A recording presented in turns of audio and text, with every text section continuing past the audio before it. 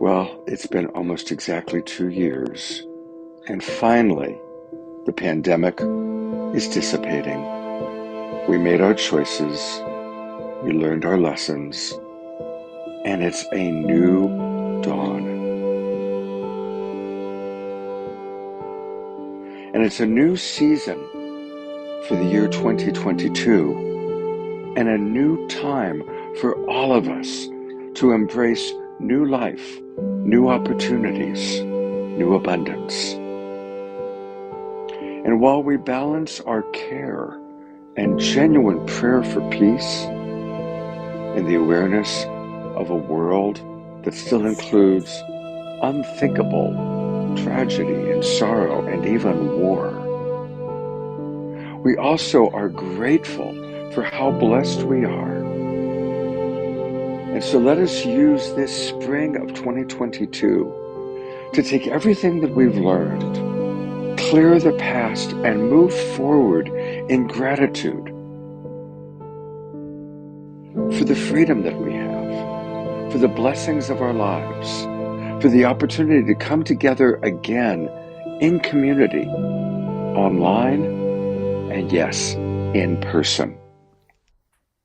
We are all part of the awakening world, and we all have the roles that we're playing as individuals and collectively. We are the imaginal cells finding each other to create a beautiful, incredible butterfly out of the old paradigm. So welcome to spring of 2022. Welcome to the awakening world. We come from the same source, a powerful love force. We're coming together, stronger than ever, not divided. We come from the same source, a powerful love force.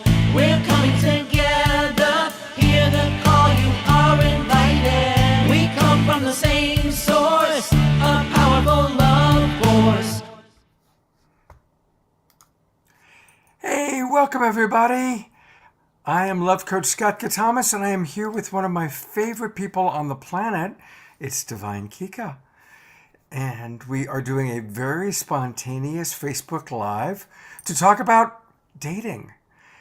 And I'm going to go right to Kika because, Kika, you've had some pretty interesting experiences in the dating world. And we want to use today to it's going to be brief. We're only here for a half an hour, but we're going to answer any questions that might come in.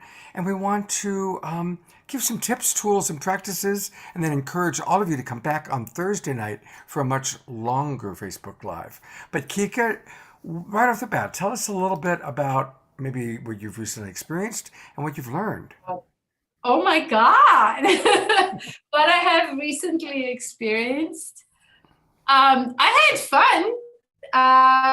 Let's say, so I'll get vulnerable a little bit. I was walking in Santana Row, and all of a sudden I meet this guy, very handsome. He smiles, and I continue going, and he goes, "Hey, you look like you need some sun." I'm like, "You're too big. You probably break me into pieces and throw my bones on the side." That's what I said. And I was like about to walk away because I was like, this is too much. And well, it turned out he got my phone number. And the next evening, he's picking me up on a limo. And I went out on this very fancy dinner, and I was treated like a queen. And then I had no idea this guy is like a celebrity, and there was a lot of stuff around him. And I'm like, oh my God, I'm in this situation, where after the date, I had to look at it. Yes, it's exciting to be the princess and all this stuff. And going back to my values, my boundaries, what I need to feel safe. Is this person safe for me? Is this the higher route for me? And during the date, at some point, he was like a little bit, oh, I think he has a story in his head that no girl will turn him down or something like that. Mm-hmm. And I was like, I still don't know if I want this. Like, I just want to get to know you better at this point, right? And he said, oh, you're turning it around. And what I have to say, I think one of the lessons that I want to give to the people right now about this whole thing is that you are always in charge and you have to see if this works for you. Because we can be enchanted with people, we can be excited with people, we can be disappointed with people. But the number one thing that you have to ask for yourself, am I having fun? Is this working for me? Am I feeling safe? Am I enjoying this connection? Is this adding to me? Is this taking to me from me? How do I feel right now in this interaction? Because if there was a business that you're about to close a deal, you would look at all these details. But when your heart is involved, you go, oh, right? So I invite you to watch for those. I So think that's that's a beautiful point. And one of the things that I think both Kika and I like to teach people is when you're dating, be honest. Don't present an image of yourself that's not true to who you are, because then there's only going to be disappointment and disillusionment. But instead, be honest, be vulnerable, and make it safe for the other person to be honest. What are your challenges in relationship? Where do you really stand in relationship? What are you looking for? Are you looking for friendship without sex? Are you looking just for a lover? Are you looking for a partner? Are you wanting monogamy? Are you wanting to just date? Talk about these things honestly. Don't say what you think the other person wants to hear, but tell your truth. And you may be disappointed in the short run, but it's a lot better to be disappointed in the short run than disappointed in the long run. And then I invite you to also have clarity within yourself before you go out with other people and what do you want in this time of your life, right? Like we are in different times in our lives. I could say that right now I am open to a relationship, but I don't want to focus 100% in a relationship. I have that clarity in my mind because of the things I'm doing or the thing I met somebody, and I'm going to give these examples because I think it's good for people to hear this. Very cute yogi, perfect guy, perfect guy. He was even a monk, and you know I like the monks, right? Like, and he goes, "Oh, I can't have any commitment right now. I'm too busy." And I said, "Well, let's take a step back. Let's take a deep breath here. How about you tell me that you're choosing not to be in a committed relationship at this time in your life?" And I totally get it because I feel the same way, and we can hang out sometimes and that we can have fun. And that's what I choose to have with you. Does this work for you? But first, when you talk to other women, I invite you to say that. How does that feel for you? And then he goes, yeah, I actually feel much better saying that than saying I'm too busy. I am too busy, but first and foremost, I'm choosing to be busy in my life right now and do these other things rather than focus on a committed relationship. And when men say that, women can honor that he's being honest with himself. That is not a little game that he's playing or that trying to look good, like you said, right? And even as ladies, like, I'm going to change the topic a little bit. I don't like to put too much makeup or to look too good in my first date, right? I like to ask people to go for a walk in the park if I can choose. It was nice, the whole glamour thing, but I think when we go for a walk in the park in like normal clothes and we can hang out and just be somewhere in nature and actually talk, and it's not about how are you impressing me, like, you know. And I always, in somewhere there, I will throw in this question, Scott, and you tell me what you think about this question. And I invite you at home, and you'll be surprised.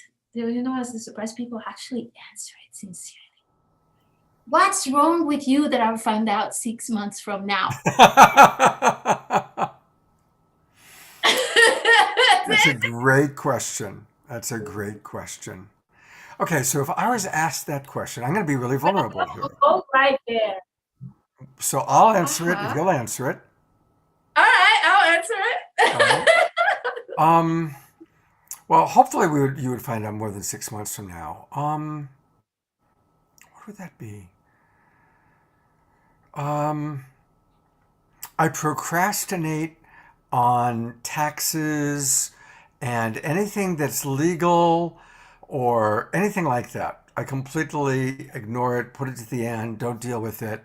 I procrastinate on anything having to do with doctors, lawyers, I'm not that I don't have to deal with lawyers for any reason, but anything like that, any authority figure type stuff, I procrastinate until I absolutely have to deal with it. So let me change the question for you, and that's exactly what I would do in the date.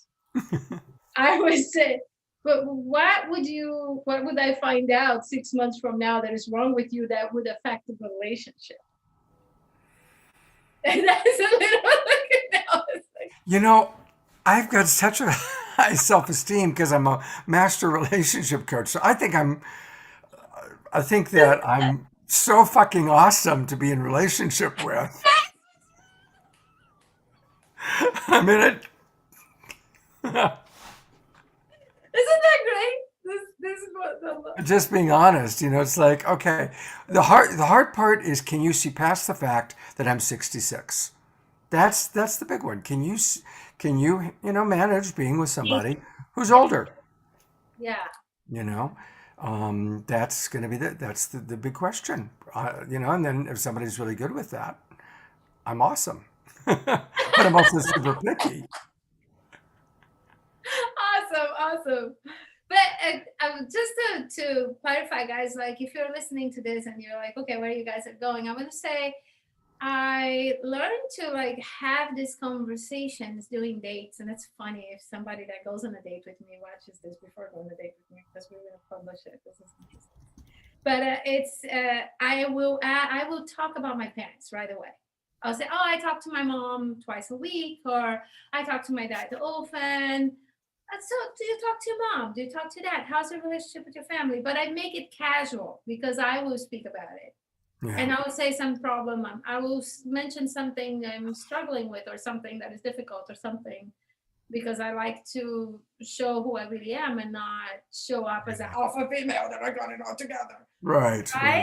And so that opens the door for the person to talk about what's going on for them. And with their story about their parents and everything, and the way they're relating to it, I can gauge their awareness, their relationships. How are they doing things? Right.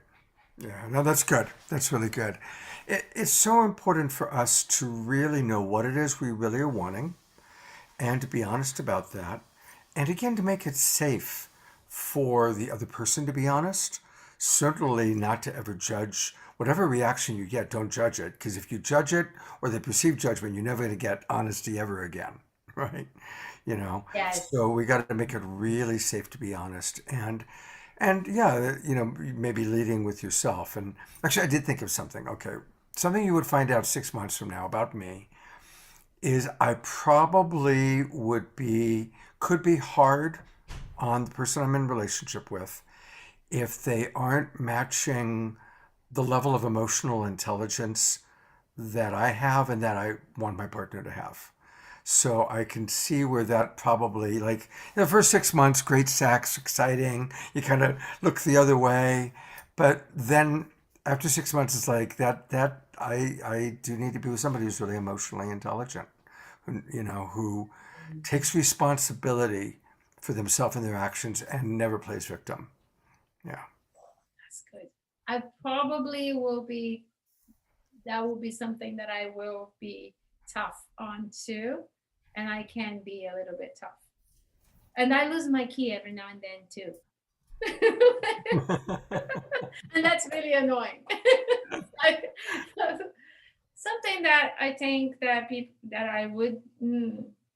that is wrong with me, that I can be very harsh if I see things are not done right, or things are not right, or if that is dishonesty, or if that is manipulation. I'll call things as they are.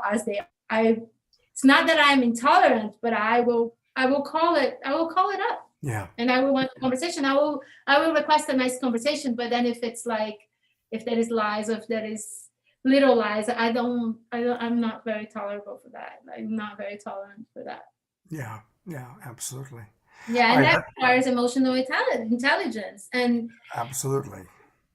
And we all have our little traumas and our little things that we have to do, our little boo-boos, like you call, right? And how are we holding each other's boo-boos, and all of that conversation is another thing that you guys, I remember years ago, I went down to with a dancer, this gorgeous dancers.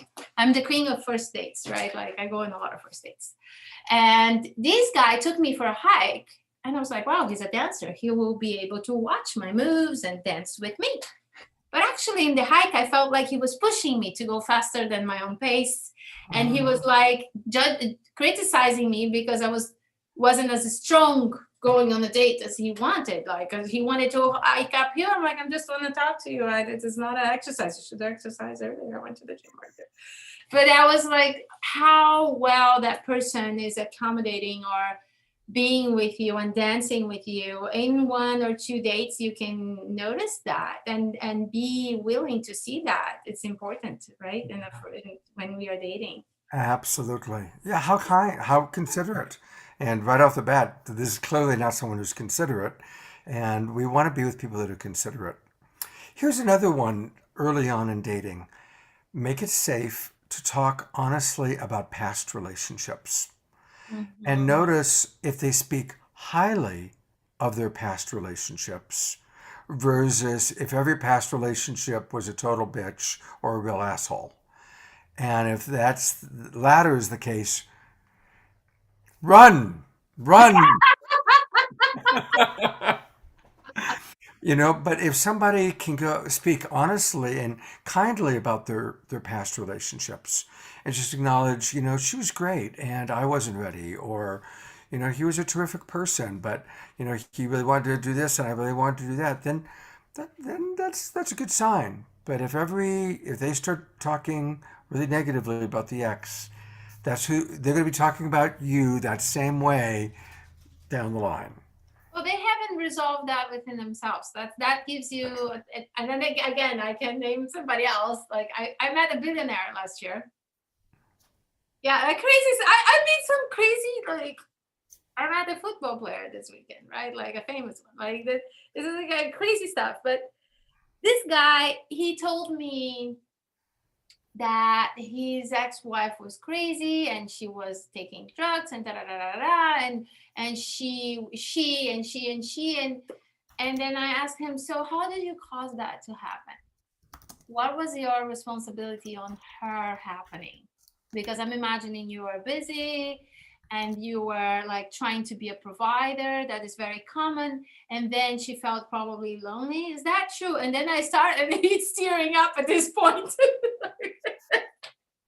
All right. But then he's like, oh, nobody ever asked me that before. I said, yeah, maybe that's something you need to consider, like, because if you understand.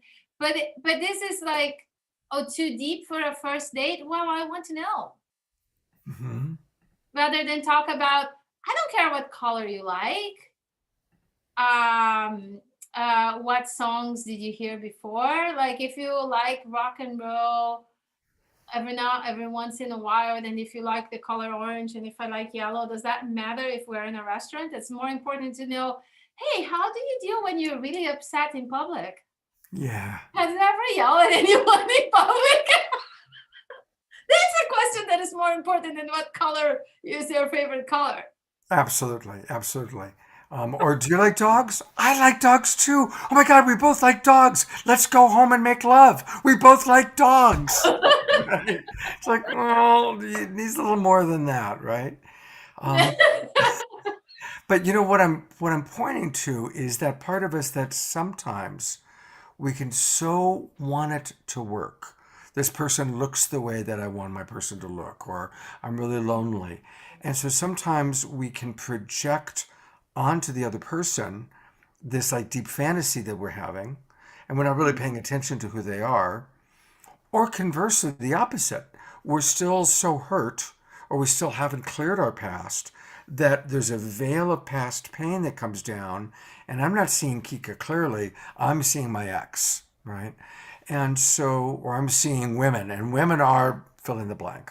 So it's really important for us to really remove the lens and see that person in present time as clearly as you possibly can see them.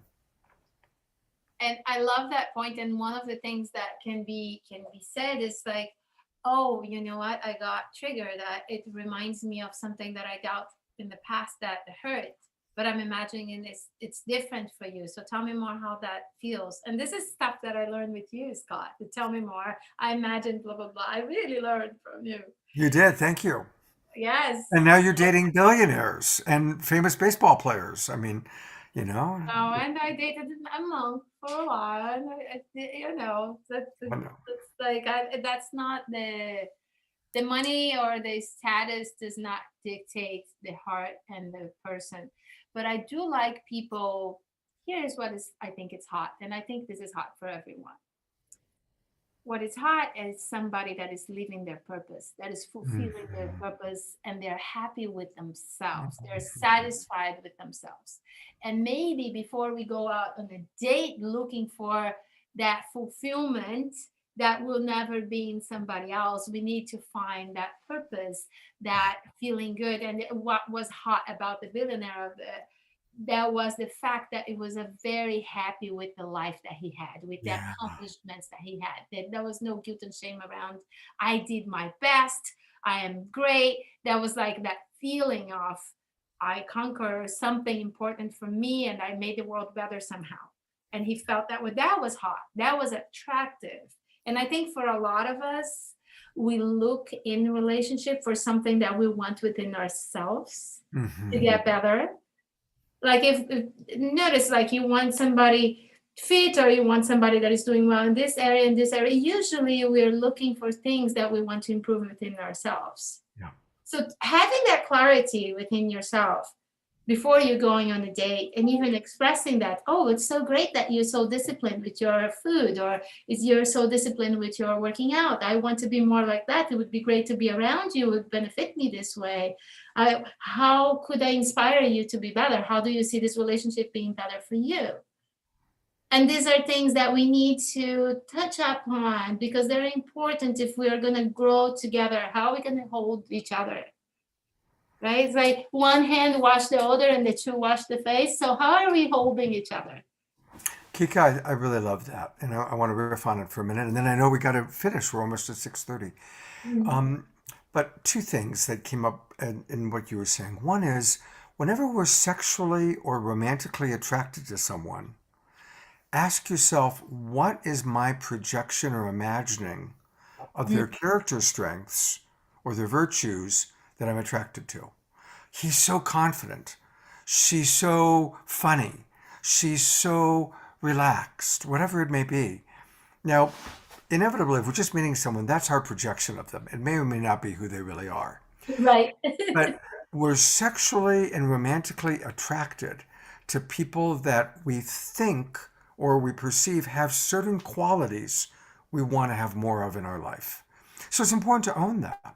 A lot of the time, I work with people that are married and they're feeling guilty because they're attracted to someone they work with. And so I always go there first. Okay, what is it that this person you're attracted to? What is it about them that you think is really that's hot, that's really awesome? And always, it's something they're either missing at home or they want to have more of within themselves, right? The second piece I just wanted to briefly mention, and then I give your chance for the final word. Always give Kika the final word. Ultimately, we always have to ask, am I looking outside of myself to feel fulfilled? What's hot, like she said, and she said it, but I want to just emphasize it. What's hot is when we don't need someone. We want someone to share life with. We want someone to have great times with, but I don't need you to make me whole. Because when we've got that graspy thing, it's very unattractive. And when we're grasping, we are going to attract somebody else who's grasping. And now you got two graspies, right? Whereas when you're like really whole unto yourself, you have good self-esteem, you're going to attract somebody like that. I love that. I love all of it. And I agree 100%. And so if you are home now, I invite you to also, if you heard this, to do things that make your heart full, to give yourself opportunity to hang out, make love, cuddle, be with people that fill your heart so you're not starving. Because another danger is going out to dates and being starving for love. So allow yourself to have your connections. You don't have to wait for the one and only to have your heart full. And look for, like, start just writing about it a little bit. When you find somebody attractive, like, digest a little bit within yourself a little more. What is it that I really like about this person? Why do I like it? How does that fulfill? How do I see it working or not working, and why? And have these internal dialogues a little bit when you see yourself feeling attractive or repelling somebody. Notice why is that there for you, and work a little bit of how can you talk about your ex, saying good things about the relationship, acknowledging where you could have been better and how can you be better in the next relationship. So this is a little bit, this is a very deep topic that we will cover Thursday night. And you're welcome to bring your questions about dating. How early should we have sex? Should I let him touch me right away? Or how could I give her the first kiss? How do I initiate that? The whole sexual dynamic. I would love to bring more awareness around that, because people are really confused. How do we go about it? And Scott will bring all about boundaries, desires, intentions. How do we set boundaries to get the love we want, the attention we want, but still feel seen, heard, and understood. And Scott is an incredible, incredible teacher, and he has a lot of wisdom. I have a high respect for the work that Scott does. And I'm very grateful that I learned from you, Scott. You literally changed my life. Oh, thank you. And I love watching how you've just become such a wonderful teacher in your own right. You've impacted so many lives. And it's really fun being back teaching together again. So just to remind everybody, we're going to be back on Thursday night at 8 o'clock Pacific time, 11 o'clock Eastern. So those of you on the East Coast, you're going to have to stay up late, but it'll be worth it, because we're going to really go into the best dating advice ever. And you can come on into the Zoom room, jot down the Zoom room number, and come on to the Zoom room. It's easier for us to answer your questions if you're actually in the Zoom room with us. And we are going to answer more people's questions on Thursday night. So I love you, Kika. I will look forward to seeing you Thursday night, and we'll see all of you who are watching. Thursday night, 8 p.m., Tantra Lounge. Bye-bye.